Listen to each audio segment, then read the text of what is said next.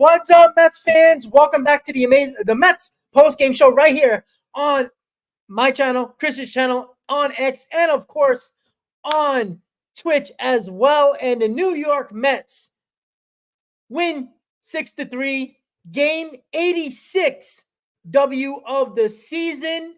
And what a game all around. The offense, except for Vientos, that was a tough performance by Vientos, but the rest of the team picked him up today. Manaea with an outstanding performance. We're going to get into him. We're going to get into the lineup. Alvarez coming through with some big hits, a little bit of insurance runs that we needed just to make it a little bit of a calmer ninth inning as Diaz gets the save. The Mets have took 2 out of 3 against the Phillies on till tomorrow to try to win the series. Right now, the Mets, no matter what, are going to be no worse than 2 games ahead of the Atlanta Braves with 7 games to go. Chris, my man, how are you feeling?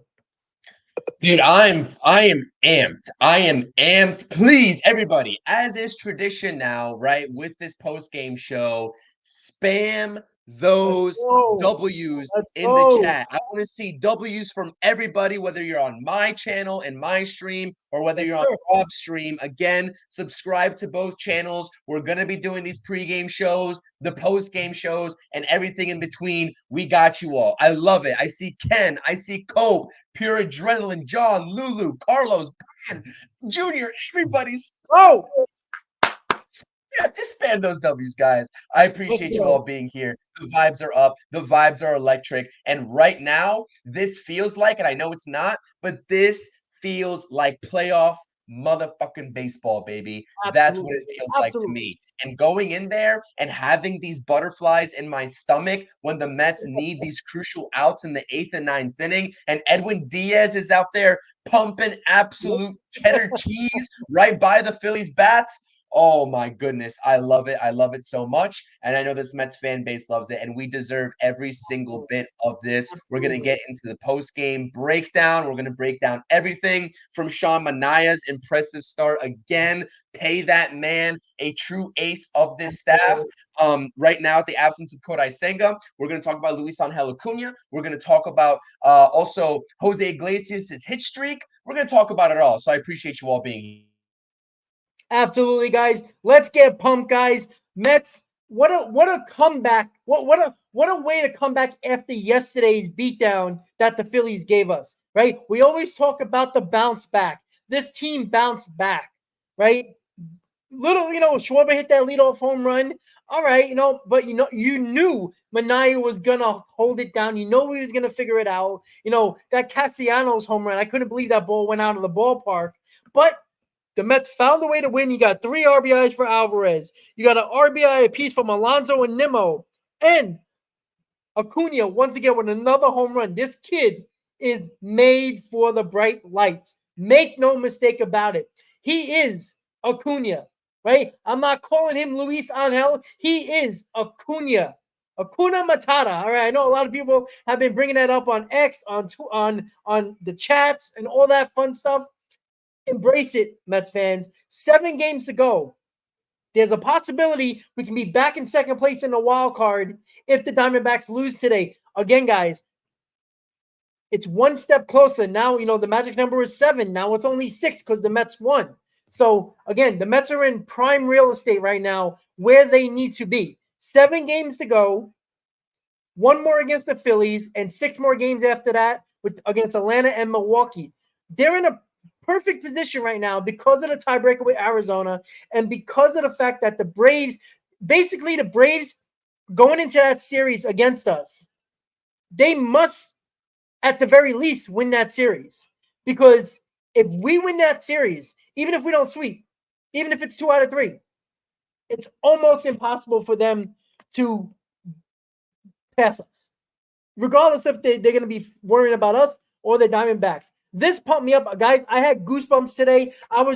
Me and my dad were just focused in on the game. We were just every pitch, every at bat. Even was like, oh, that was a good pitch. Oh, wow, look at that strikeout. Look at that hit. Like, we were into every pitch, every bat, every moment. If you're not, I don't know what the hell is wrong with you right now, but 44,000, the fifth highest crowd in Citi Field history today. Today, on a Saturday, fans are showing up, and it was loud. The energy was there. Even when the Mets looked like that, the game could have got away from them a little bit. The Phillies looked like they kind of had momentum, and all of a sudden, you heard the "Let's Go Mets" chants, and they're getting louder and louder. And then Alvarez comes through, Acuña comes through. Everybody just does the job today. Chris, it's a great feeling right now because we have our postseason berth in our hands. How many times can you say that as a New York Mets fan? How many times do we have to rely on this team to lose, that team to lose? We don't have to worry about nobody except the guys in orange and blue. That is it. That's a fact. That's a fact, Rob. That is a absolute fact. Like, right, a lot of teams, and the Mets have been in this position before where they might not control their own destiny in terms of the rest of the way. The New York Mets control their own destiny. But I'm so proud of this team, Rob. This team has had adversity, right? All season long. And obviously the job's not finished. Pete Alonso told us the job's not finished, right? They have a clear goal in mind and they don't want to lose focus of that with however many games left to play. But again, one step at a time, and to, see the Braves beat the Marlins and to go out there against a tough Phillies team who are obviously fighting for seeding still in their playoff sort of clinching that they did yesterday. It feels damn good. And the New York Mets are putting quality at bats together. Again, by the way, if you guys are here, please spam those W's in the chat. Hit the thumbs up on both streams. The thumbs up on the streams helps us out a ton. If you guys can smash those thumbs up, anybody and everybody that is listening right now, please do so. But again, you talk about a gut punch in terms of the first inning that Sean Manaea and the Mets had to deal with in terms of the Kyle Schwarber home run. But reverse from last night where the Mets kind of shut the Phillies out in the first inning, and then Jose Iglesias led off with a home run, and we saw how that night went. It's kind of like a reverse today, and the Mets are the ones that are kind of fighting from behind, and it's just great to see the competent at-bats. Again, I know that Mark Vientos struggled today. Was that 4 or 5 strikeouts? Is that 5 strikeouts? 5 strikeouts, 0 for 5 with 5 strikeouts. Getting the competent at-bats from other guys, right? You talk about Pete Alonso not being overly aggressive in his first 3 at-bats and working walks to get on base. You talk about other guys. Do I need to say this? I feel like I don't because everybody's watching these games, but Francisco Alvarez is back. El Troll is back. This guy is putting together fantastic at-bats, and you see the confidence and the swagger with the way he walks. Yo, this is beautiful to see. And you take a look at that one inning where we hit the home runs, right? And took a 2-1 lead. That's 2 22-year-olds for the New York Mets. They are 22 years old, and Francisco Alvarez and Luisangel Acuña making immediate impacts. Luisangel Acuña, obviously, we know hits a ground rule double as well late in the game. The Mets don't score that inning, and then you have Francisco Alvarez bringing in 2 crucial runs, I believe, with that double there late in the ball game. Like, it's refreshing to see the Mets not only in this position, but them also being and having meaningful contributions from these young guys that are going to be part of this organization for many years to come. It's refreshing and it's invaluable in terms of the experience that they're getting right now. So I absolutely love it. Again, I think that it would be a disservice, and it's already a disservice to go like almost 10 minutes into the stream without talking about Sean Manaea. But Sean Manaea deserves every penny that he is about to get paid, undoubtedly in my mind, whether it happens before the season's over or whether it happens in this offseason by David Stearns. That guy has embraced, and I said this a couple streams ago that we did, Sean Manaea when a lot of people this offseason, it seemed like they were kind of timid, right? In terms of taking on the bright lights of New York and not wanting to come to the New York Mets. And I said, screw them. If you don't want to be a New York Met, Rob, I remember vividly saying this in all of our offseason content. If you don't want to be a New York Met, we do not want you here. Yep. Guess what? Sean Manaea wanted to be a New York Met.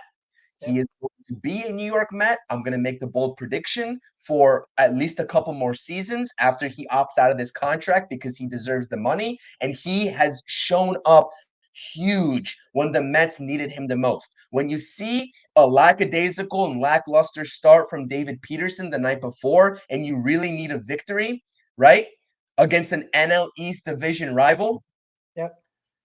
Manaea is the guy to put up on that mound, and he did his thing tonight, Rob. We have to tip of my cap to him. We have to salute Sean Manaea. He is absolutely killing it, balling out. Whatever you want to use, whatever term you want to use, that's what Sean Manaea is, right? In terms of being this good.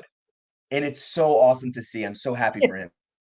Yeah, it's amazing. Like, look, he's our ace. And you know what? You're right. He deserves every penny. This guy has just watched another pitcher, another left-hander in Sale, and says, you know what? If I can do similar mechanics like Sale, he'll have more giddy up on his fastball. He'll have a little bit more break, on a couple of his pitches. And it changed everything. Like, it's amazing how minuscule a mechanical change is that can make you from a okay average pitcher to an ace. Like, he's not gonna win the Cy Young, but he's gonna get a couple of Cy Young votes. I'm not saying he's gonna get first place votes, but he's gonna get probably I would say a good handful of MVP Cy Young votes. Why not? Right. He's been one of the best pitchers in baseball for most of the season. Ever since, what was it, middle of June, been outstanding. And let's make no mistake about it. This team has gotten where they are because of the pitching. Let's not, push that to the side, because it's been a lack of a topic outside of Met fans, because Met fans has talked about it enough. We've talked about it a lot. A lot of Mets content creators, if not all, have talked about the pitching, right? Everybody has talked about it over and over and over again. And nationally, it seems like they're finally figuring it out. You see in the national broadcast finally putting the stats up there of, the last 5 games from Mets starters, but all 4 guys pitching outstanding. Like, it's finally getting known. And, the offense, for the most part, they've been hit or miss a lot of the times for over this stretch. They would score 10 runs and the next day score 2. We've seen it, right? They scored 6 today. Like, they're hot and cold. Like, but they are, Rob, still a top 10 offense this entire season. Absolutely. It's just that, they're a top 10 offense because when they score runs, they do tremendous amount of damage throughout the lineup. That's not taken away from anything. I just want to put an emphasis on the pitching, because it's not being talked about enough, like how good this whole staff has been. And guys that were coming on, were coming to this team, saying, "Oh, the Mets want to pay me for a prove-it deal." Yeah, sure, why not? I'll come to Queens, right? That's the way it felt during the offseason. And a lot of these guys are gonna make buku bucks because of the performance they have put on the field in Queens. So it's just outstanding. And Sean Manaea deserves a tremendous amount of credit, right? He took over the whole Severino comeback player of the year type. I mean, he might, he's one of those guys as well. But, we were always confident in Severino. We weren't so confident in Sean Manaea. We thought it was a decent signing, right? It was okay. We knew we pitched better after coming out. After the pitching lab that he went through with the fastball velocity increase. Yeah, 100%. Yeah, and even when, we saw him with the Giants, after they brought him back into the rotation in the last 2 months of the year, he pitched better. Now, not the way he's pitching now, but there was a next level to him, you can tell, right? And he's a smart pitcher. He was an ace of a staff. He was a really good pitcher in Oakland. So, finding that again, and he's not 36 years old either. He's young enough where he can easily get a 3-4 year deal. And I have no problem giving that to him. If he finds it like this, it's not like he's throwing 97, 98. He's throwing, low to mid 90s. He hasn't really put much more on his fastball. It's just the way his mechanics and his arm angle that kind of, the fastball creeps up on the hitters, kind of more quickly than they're expecting. And then it works into his off speed and breaking ball pitches as well. Rob, he has been like, in terms of his mechanical changes that we saw him implement and how drastic they are now, in terms of kind of falling off that left side of the mound a little bit and kind of going directly towards that left-hander's batter's box. It's an awkward angle for opposing hitters to pick up. And that's why Chris Sale, when he's been able to stay on the field, right? The guy that Sean Manaea has emulated has been so successful. And you're talking about a guy that probably will win the Cy Young and Chris Sale over there in Atlanta. So again, thank you to Chris Sale for just existing for Sean Manaea to make those adjustments. But again, we will see Chris Sale in this upcoming Atlanta Braves series here. I'm sure we'll talk about it at some point. Again, we have game 4 to worry about tomorrow against the Phillies, but 100%. He's not overpowering anybody, but he's using the mix of pitches and the location first and foremost. Gary brought it up on the broadcast today.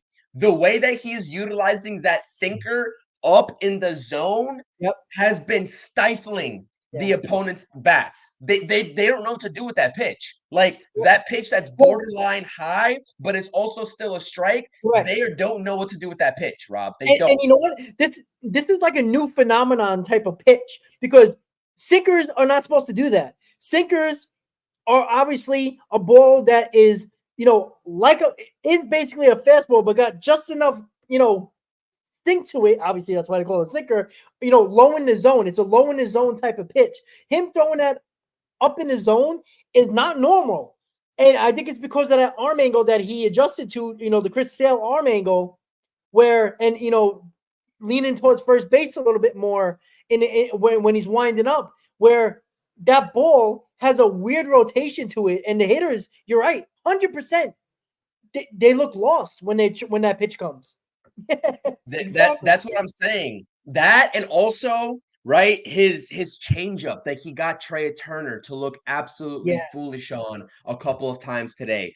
The whole arsenal is working, right, for Sean Manaea. Obviously, right, you get him to pitch, a batter into the 8th inning. He was only at 89 pitches at that point. When I think it was JT Realmuto, I don't know who led off that inning for them in the 8th, singled, and obviously Carlos Mendoza pulled the plug for Reed Garrett.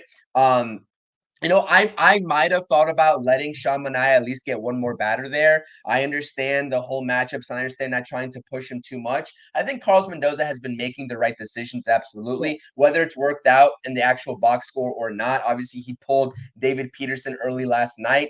David Peterson even said that, and obviously, it didn't work out. And Carlos Mendoza, the ownership that he's had behind his decisions, he said to the media in the pregame, I pulled David Peterson a little early. I think that's what the team needed, and it backfired. It didn't work out. That's on me. So, I love that kind of accountability. But let's talk about what everybody wants to talk about, right? And that is this offense led by the young guys.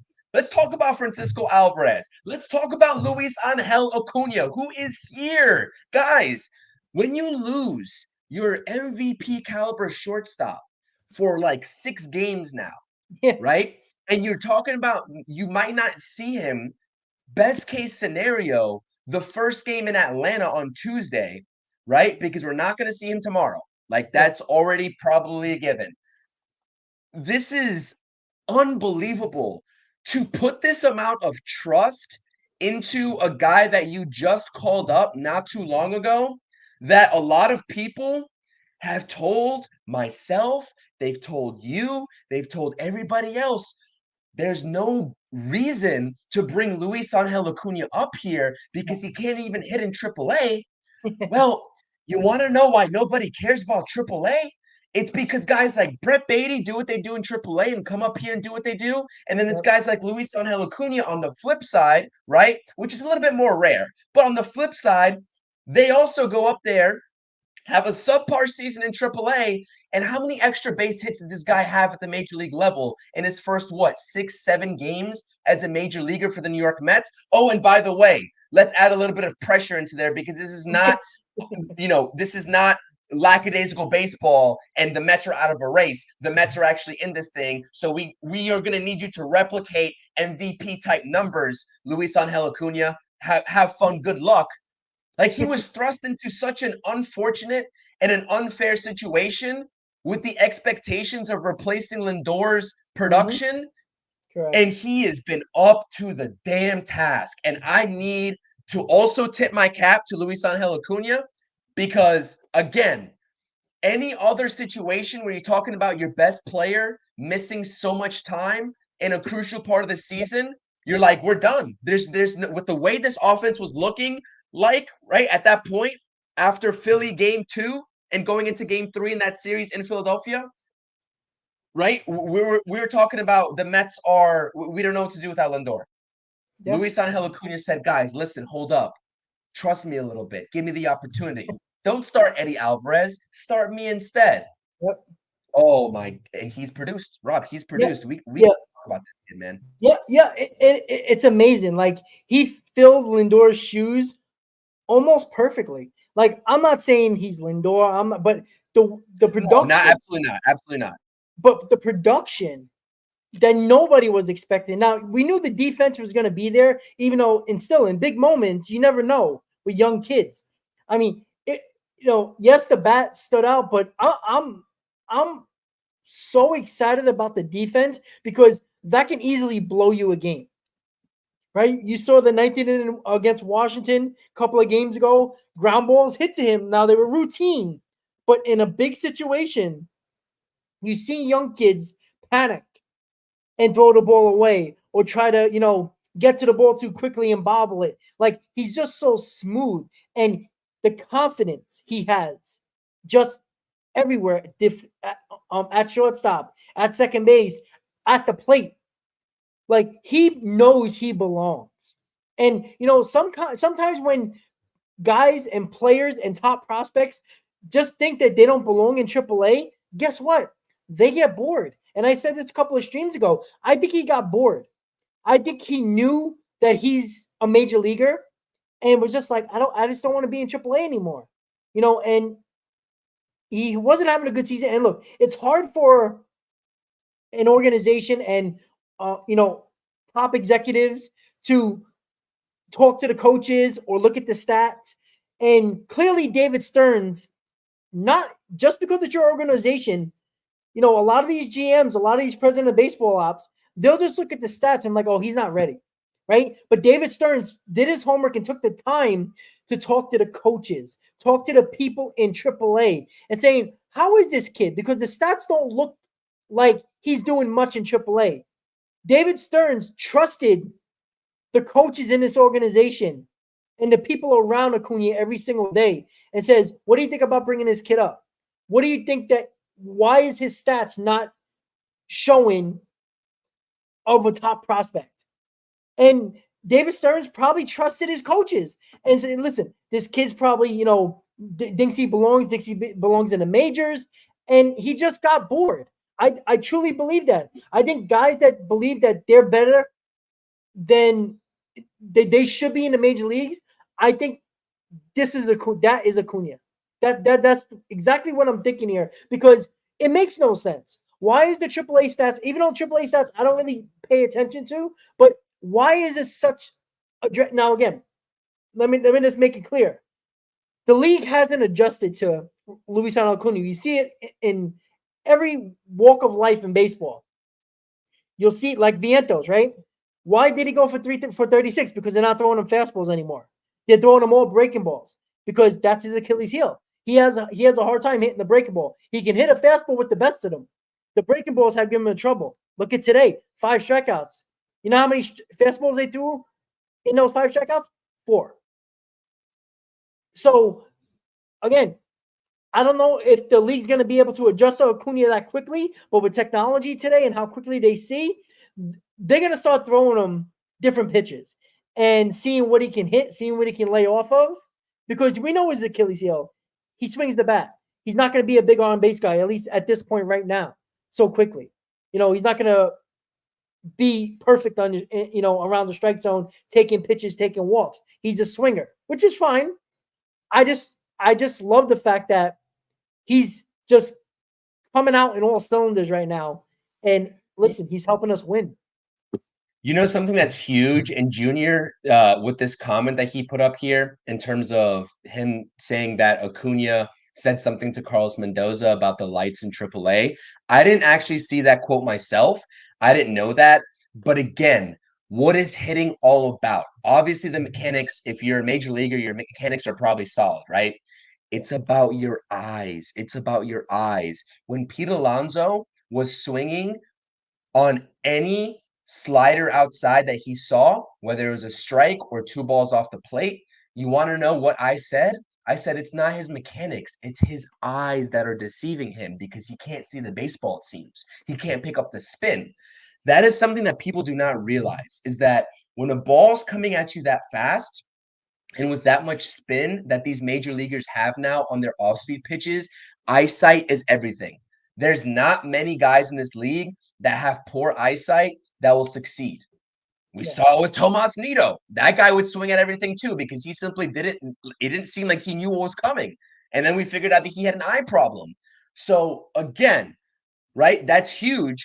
I can't verify that quote because I didn't really see it myself, but I'm going to trust Junior. I think Junior's pretty reliable. I'm not going to lie. Appreciate you being here and thank you for rocking with us, Junior. As always, we appreciate the support. But again, that's huge. And so that just reaffirms in terms of like we don't have the full story behind the statistics in AAA. Like we don't know on a day-to-day basis, these guys and how they're feeling, how they're seeing the ball, right? Because again, these mechanics, we could talk about mechanics all we want, but if you're a major leaguer, I'm going to trust in your mechanics. I'm going to trust in what got you there in terms of your swing path, not pulling off the baseball, keeping your head down. There's stuff that's like basic, right? That they teach you in Little League and like high school ball. Like, you know what I mean? Like you probably got that down pat, and I'm confident in that. But man, like the eyesight is huge. So yeah, I agree with that 100%. Luisangel Acuña is seeing the ball well. He has to be because his swings right now are on point. So again, man, it's exciting to get this production from young players. It's exciting to get this production from young players. And I'm not saying it's just because of the lights. I see my guy Nick here in the chat talking about that. I'm not saying it's because of the lights. Like if that's what he said, okay, whatever. But I'm just talking about seeing the ball and picking up the seams in general. If you're not picking up the seams out of the pitcher's hand, you're going to look like Pete Alonso did a couple weeks back against the slider. That's just a simple fact. If you played baseball, you know what I'm talking about. You got to pick up the spin on the baseball. And that's why I didn't succeed because you know what? I got to a high enough level, but I didn't succeed because I started to not pick up those seams on the baseball, and that's what hindered me. So again, exciting stuff, production from young players. But let's talk about the opposite side of the spectrum, Rob. We're also getting production from veterans. And that one veteran is Jose Iglesias. Dude, I have nothing else to say about this guy. This guy is absolutely magic. He's killing it on the song charts. He's killing it on the field. And is that what, a 14 or 15 game hit streak for 15, him now? 15. Oh my goodness, dude, this guy, and he's not just doing it with one hit. He's doing it to lead games off, and he's doing it with multiple hit games. This guy is insane. He's insane. Yeah, man, I got no idea what else to say. I mean, he is sound. Obviously, we talk about offense. Now you also, right, with your gold glove caliber shortstop missing and Francisco Lindor as well, you got solid defense to back them up because Luisangel Acuña is playing tremendous defense, and so is Jose Iglesias. These guys, like, there's no drop off in play, and that's like crazy to me to even think about right now. It's insane to even say this, but man, I don't know, man. I think we're like we're obviously talking about the infield, but this is special what they got going on right now. Yeah, and you know what? Another part of the game, Brandon Nimmo, right? When he got jammed, but was still able to get that ball to left field to get the run in, right? That big run early on in the game, right? And you know what's funny? Did you see the emotion of Brandon Nimmo? You don't see that very much from Brandon Nimmo, pumping his fists, making pumping his fists, going right to the bench. Like this is a different Brandon Nimmo as well. Like, we talk about, we talked about Pete Alonso with the meeting and all that stuff, and having a little, team meeting and all that with Stearns and all the impromptu meeting and all that, and coming out of his shell. Brandon Nimmo has come out of his shell. Like, he's one of the leaders, as we talked about many times this year. He's become a leader. He's been more vocal. He's been very upfront, calling out Mets fans and saying, "Get your ass to Citi Field. We need you. This is what you wanted. Come to the ballpark, support, pack this place." He nicely, because that's what Nemo is, a nice guy, nicely called the Mets fans out. And, was very vocal at the trade, prior to the trade deadline, saying that he wants the front office to make moves and makes his team better, right? The front office heard him. They made moves. So, not Nimmo, that emotion, I think is making him an even better player, because I think that now he realizes that he can be even a better player with those emotions, not just being Mr. Happy-go-lucky guy and, oh, things didn't work out. All right, I'll get him next time. No, you see the emotion in Brandon Nimmo. And I wonder if this team, the Jose Iglesias or the other guys on his team kind of brought that a little bit more out of Nimmo, a little bit more, that energy, that little emotion from Nimmo, because that was awesome to see. And I love to see that from Nimmo, because he is a really good player and showing that emotion. And it wasn't, he fought off the baseball inside. It was a good pitch, and fought it off the left field, over the shortstop's head, and get that run in. Little things like that, win you ball games. And, Brandon Nimmo starting to look better at the plate. Alvarez starting to look better at the plate. Alonso looking better at the plate. Like, the guys that we needed to start coming through without Lindor. If I'm not mistaken, the Mets are 5-2 or 4-2. Sounds about right. That sounds about right.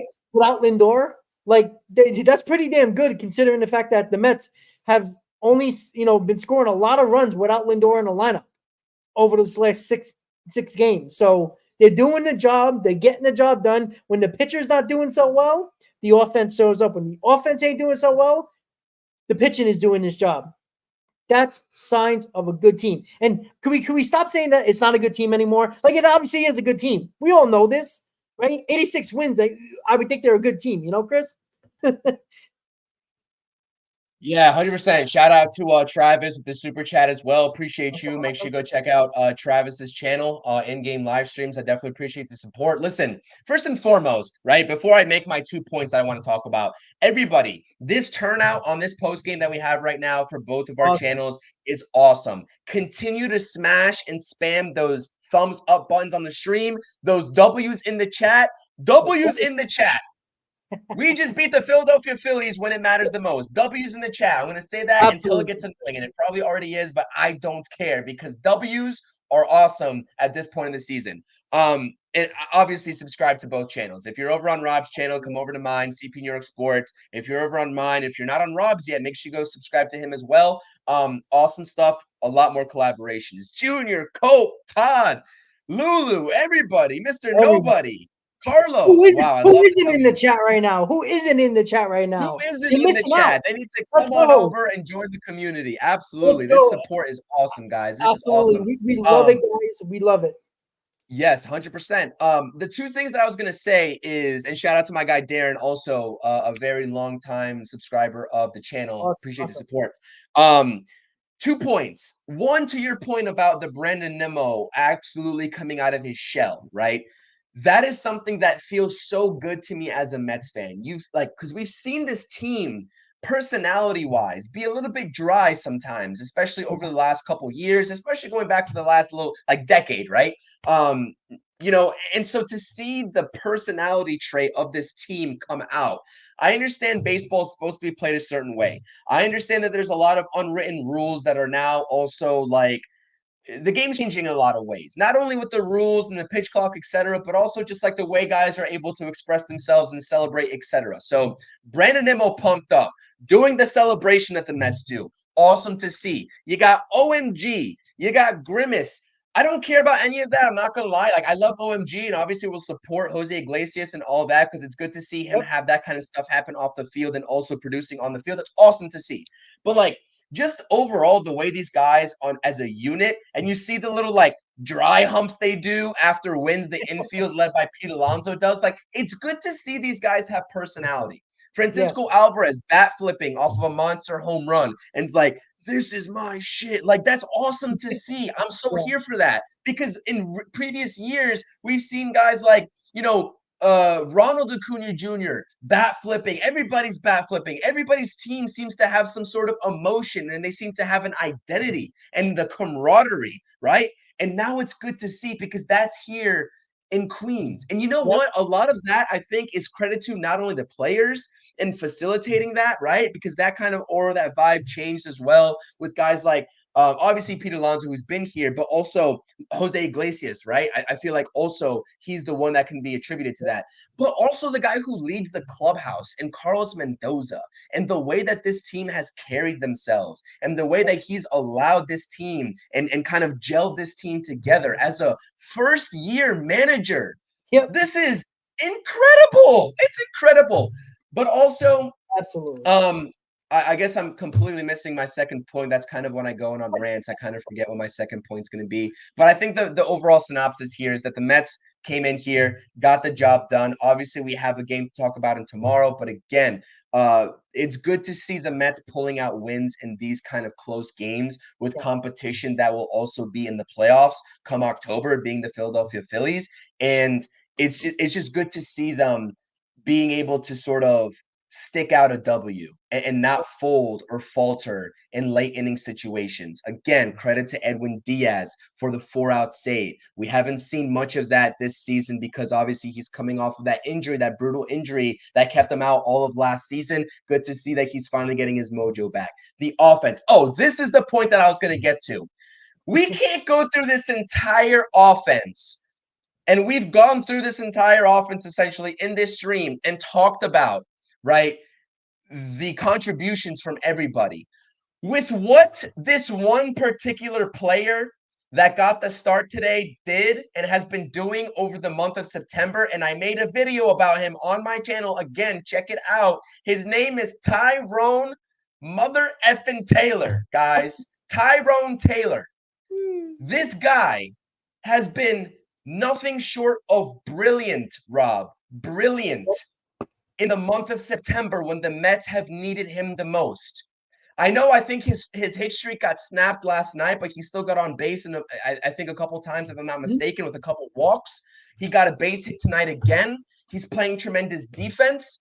And the New York Mets in Tyrone Taylor starts are like, I forgot what the update stat was, but at the time of my player spotlight video, they were 47-20 in his starts or something of that nature. I completely forget at this point. Again, so much content coming this way from my channel and from our channel. But this guy, he doesn't get the credit that he deserves. And I'm going to be the one here to let you all know, do not sleep on Tyrone Taylor. He was nope, brought in here as a familiar name to David Stearns. David Stearns knew the production value of Tyrone Taylor, especially as a fourth outfielder.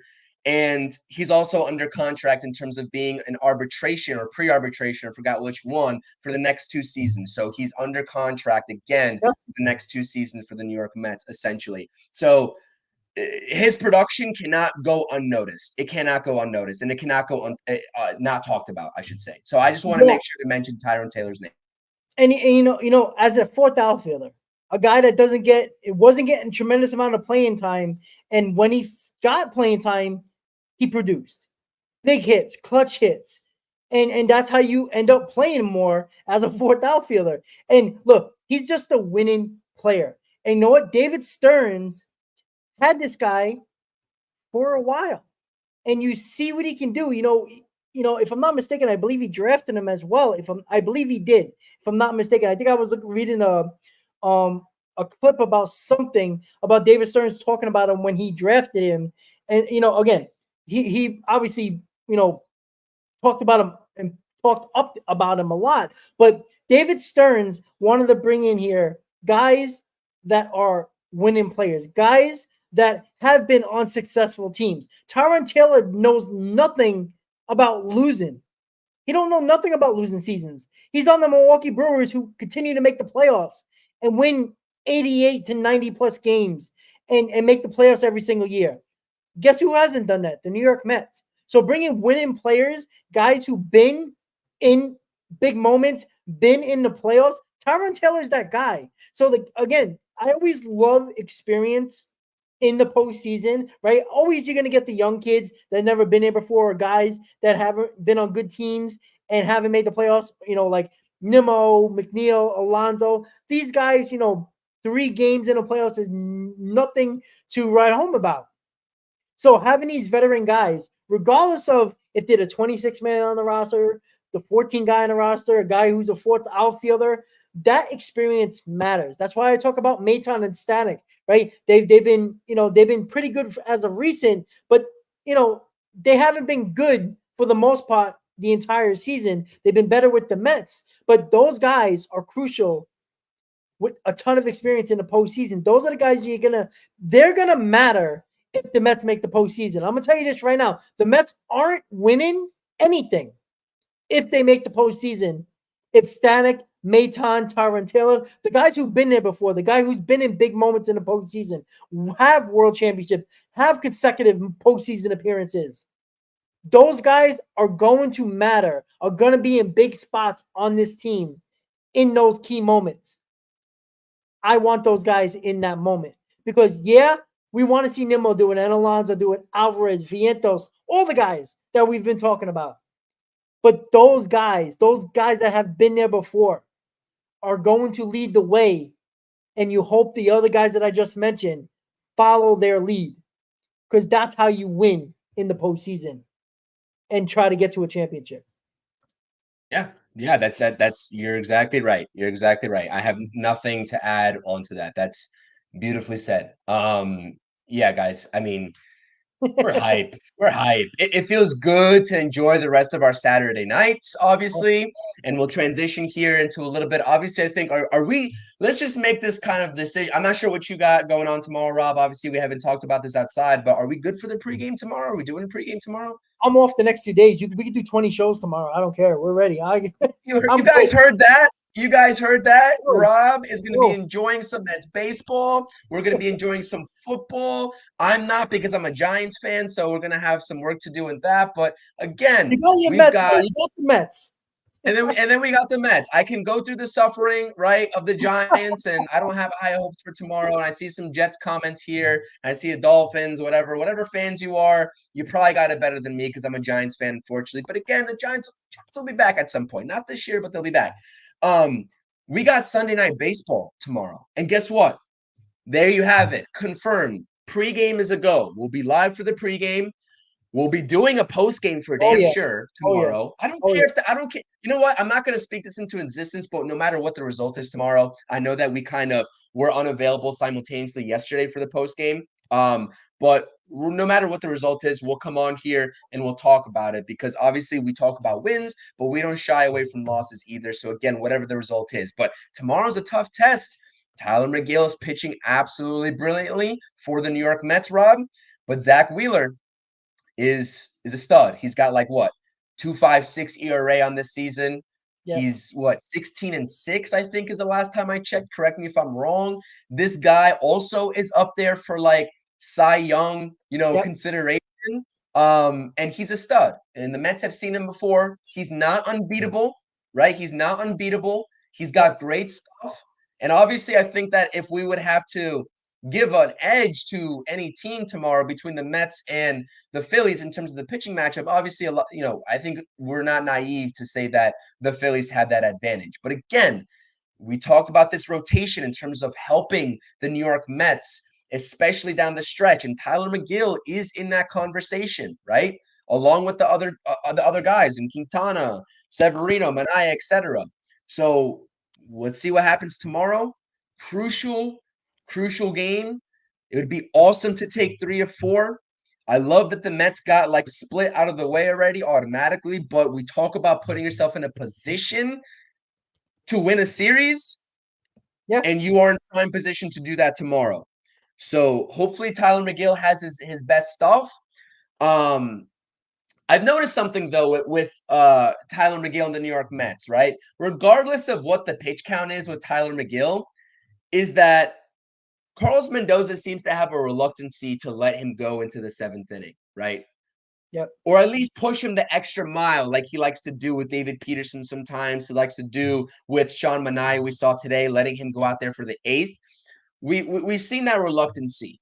Tyler McGill, I think the last time out was at 88 pitches after 6 innings, and he didn't see the seventh inning. So we'll see if he's having a good game tomorrow, how much Carlos Mendoza is willing to stretch him, because as you all know, Edwin Diaz just went 4 outs for the save today. And the I think he's bullpen going to be is available. yeah, Unless it's a exactly. blowout, I think he's going to be available tomorrow. Okay, and I would expect you got the off day on Monday. I would expect everybody to be available tomorrow. I'm not gonna lie. Maybe not Reed Garrett, but I would expect everybody to be available tomorrow. It's including Edwin Diaz. This is a time where obviously you didn't utilize Edwin Diaz a whole lot for 4-out saves, etc. in the season leading up to this point, because of obviously the injury concern with Edwin Diaz. Obviously, he wasn't looking right at one point in the season, blowing a couple saves and going on the IL. This is a point where you got to extend your best players, especially in the bullpen when you have the lead, and it's time to strap up. So I'm excited for tomorrow. I'm excited for any day that we get to talk about New York Mets baseball and watch him on the field. But I know that we shouldn't mention this, but again, I have confidence in this entire team unless your name is Adam Ottavino. If your name is Adam Ottavino, I don't want to see you in the game. I'm sorry. I don't care how good he's been over the last couple of months in low leverage situations, because that's what seems to be the entire talking point of Adam Ottavino and this Mets fan base. I get it. If it's a blowout game, sure, right? We can go and toss Adam Ottavino in there, but no Adam Ottavino in any close situations whatsoever. That door has been officially been closed. And if the Mets make the postseason, we'll see if he's even on the roster, because obviously the roster has dwindled a little bit.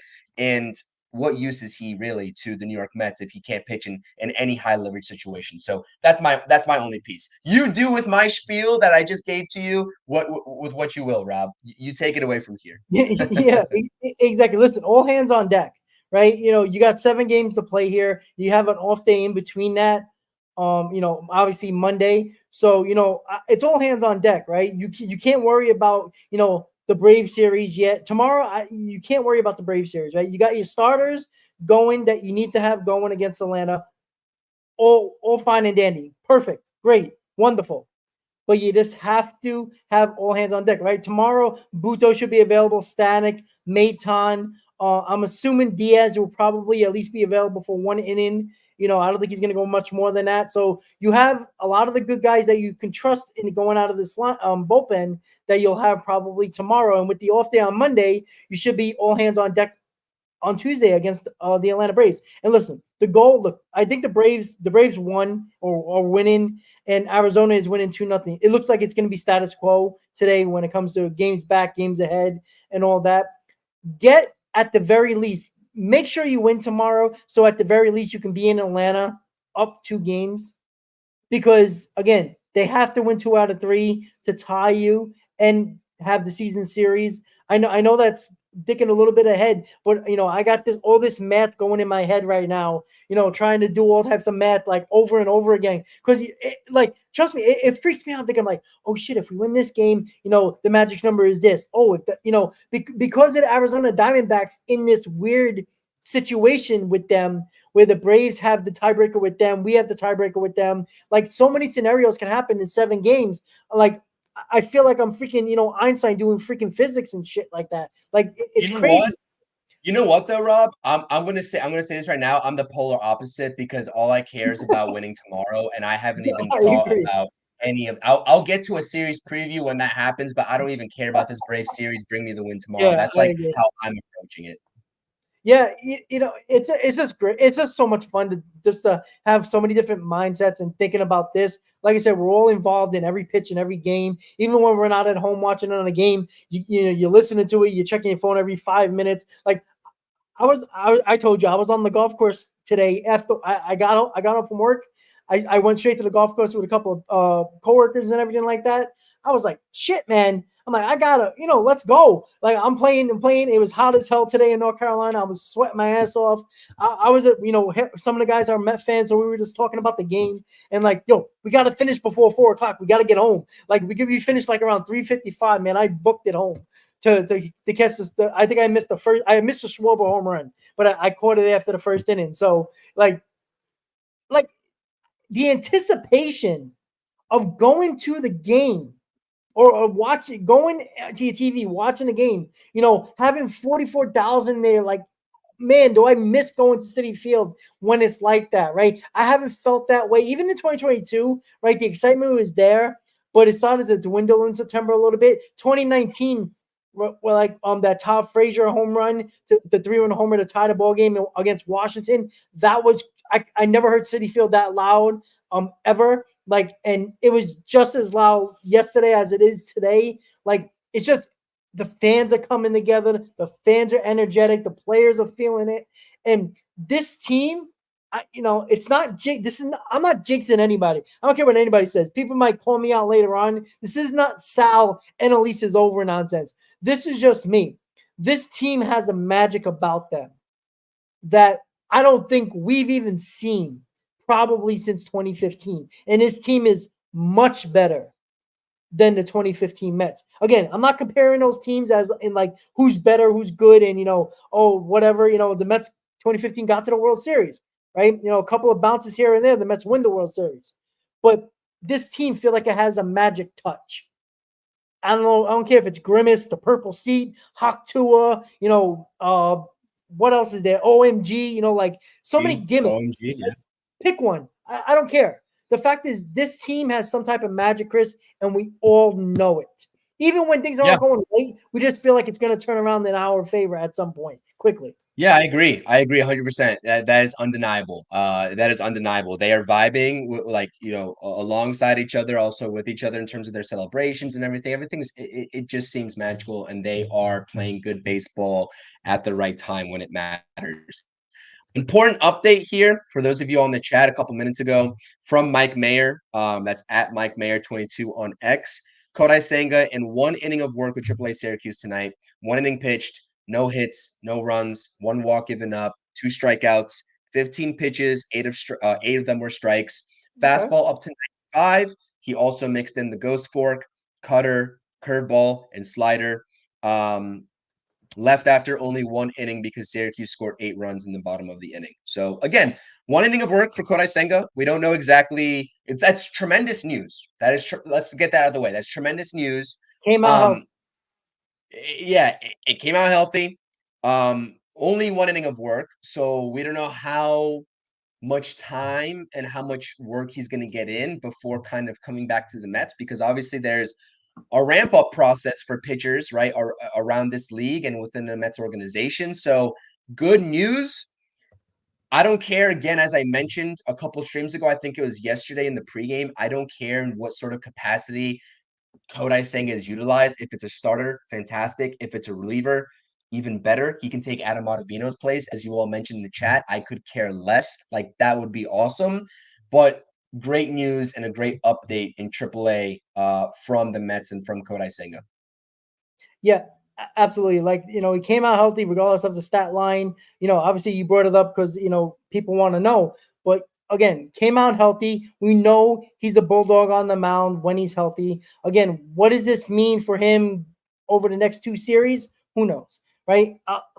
It just seems like that rehab start was just to make sure he's good to go, rather than how many pitches he's going to throw. I'm very curious how they're going to use him, because he's going to be on this roster, over these next 2 series. And probably if the Mets make the playoffs, he's going to be a part of the roster somehow, some way. So I'm just so excited to see where they're going to put him. And you know what? I trust Mendoza and Stearns to put him in the right spot, the right position to succeed. Right? They're not going to put him in the wrong. They don't want to put him in a position that he's not going to succeed in and hurt this team. So why wouldn't we trust Stearns and Mendoza, putting him in the bullpen, or maybe piggybacking him off of a Blackburn, like you said the other day, in that capacity as well. Who knows, right? But I trust these guys to put them in the right spot, even if it doesn't work out. I feel like they've done their homework. They've done whatever agreement or meeting they had to put Senga in that position. I trust in Stearns, like you just put in the chat, 100%. So look, we have an opportunity tomorrow to win a series, take 3 out of 4, right? It doesn't happen often in 4-game series. At home, it's a little bit more likely 3 out of 4, but 87% of the time, the games are a split. The series is a split, right? Come out tomorrow, guns blazing, no fucking mercy tomorrow. Put the foot on the throats. Don't let them celebrate a division title on our field. Don't let them pop champagne in our away dugout. There should be no excitement wearing red tomorrow, leaving Citi Field.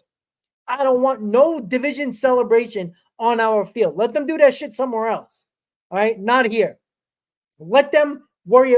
Let us be the ones to avoid that, because we talked about that. That's all the talk was about, right? They clinched a playoff berth yesterday. Obviously, they were going to clinch a playoff berth, right? I want them to sweat it out a little bit and wait until game 160, 161, where it's officially a division title for them. But to not celebrate on our field, as we've seen the Padres do it in the wild card round, I don't want a team celebrate it on our field again. We saw the Royals do it. We saw the Padres do it. I'm sick and tired of it.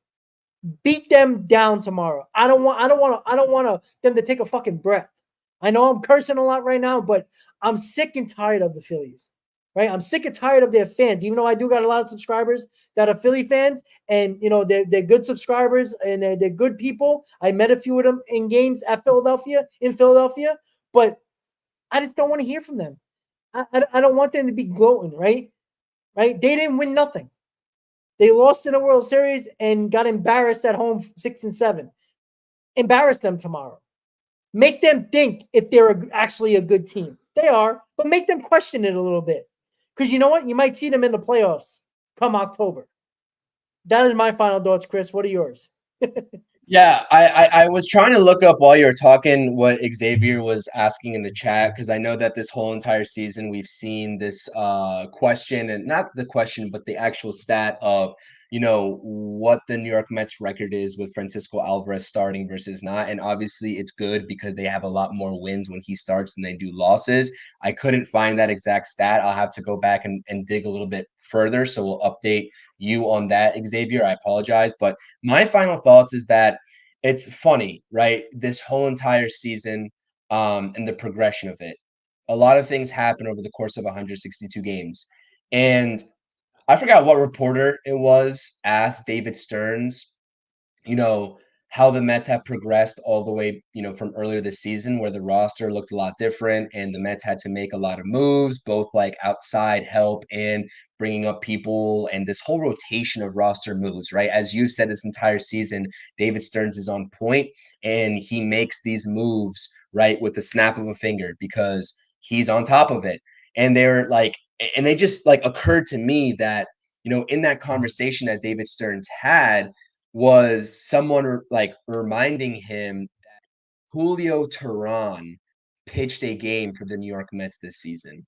And I just had to sit there and I was just like, I don't, and I think it was against Atlanta, if I'm not mistaken. He pitched one game against Atlanta, his former team in Atlanta. He gave up like 4 earned runs or something like that. I forgot exactly what it was. But think about the Mets at that time versus where they're at now. And David Stearns he even said, like, it's crazy when you think about what happens over the course of 162. You start to forget some of those, those things that happened and the players that kind of walked in through these doors at a certain point. So I thought that was hilarious, but it just goes to show you the competency that we have, with the man that's in charge of making these decisions now in the off season, at the deadline, in the regular season. As we've mentioned, this roster turnover from game 1 to game, what are we at right now, Rob?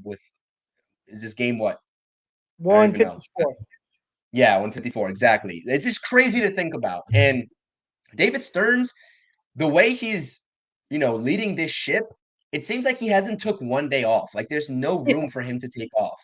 He's working the phones. He's looking at the statistics. He's talking to the manager and asking him what he needs and what he thinks about this roster. So I just wanted to mention that. I think that goes over a lot of people's heads, that is a hard job, especially taking a failure of a team in 2023 to this place. It's incredible.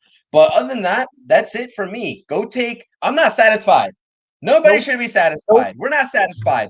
Go out there and take the series tomorrow. I understand it's Tyler McGill versus Zach Wheeler. We will have you all, covered with the pregame content in the Amazing Mets pregame show on both of our channels. Go take the series. Yep.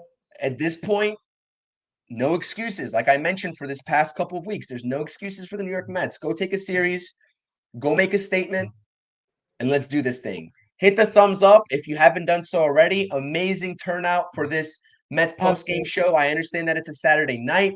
People are probably out and about, or if you're not, enjoying time with your friends or family inside. Hopefully you're all having a blessed weekend, a safe weekend. And you know what? We'll see you all tomorrow to talk Mets baseball. I appreciate you all. This is an amazing, family of Mets fans that we have here on YouTube, Rob.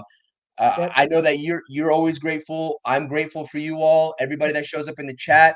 There's so many chats to even keep track of. So if we miss some in between, we apologize. We always try to get to everybody because we want to keep this collaborative. But with this amazing of a turnout, we appreciate you all. And I just want to make sure that I said that on my end as well. I know that Rob shares the same sentiment that, we appreciate you all being here. And you guys could be anywhere else, but you're here with us talking about an electric win. That means a lot to us. So again, we're not going anywhere. Subscribe, and hit those thumbs up. We'll see you all tomorrow. Let's go Mets. That's it. That's all I got. Guys, I want blood tomorrow. And by the way, before we go, I want to say, guys, let's get the man below me right here, the 1,000 subscribers. Come on, guys. Let's go. We got a great turnout tonight. Excellent turnout. All channels on X everywhere. If you're on X, let me keep on saying it. Turn over, hit that link, come to YouTube and subscribe to the channel. Subscribe to the man below, man. Come on, get into 1,000 subscribers. This guy deserves it. He works his ass off and he knows his shit. What else do you want, guys? Let's go. Look at the passion. All right, let's go. 1,000 subscribers right there for this man below. All right, guys. So Mets post game, another show in the books. The Mets win 6-3, take game 3. Manaea, outstanding. Diaz with the save. Alvarez looking good. Nimmo looking good. Everybody, Acuña looking good. 86-69 is the record. Still going to remain 2 games. 2 games up on the third wild card. We'll see what Arizona finishes up with. But with that said, guys, thank you for tuning into the Mets post game show. Have a great night, guys. We'll see you tomorrow on pre and post for game 155 of the season. Have a great night, guys. Let's go, Mets, and we'll see you tomorrow. Good night, guys. Let's go, Mets.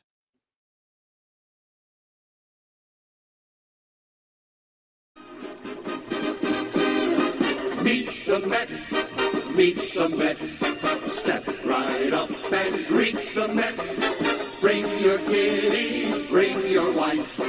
Guaranteed to have the time of your life because the Mets are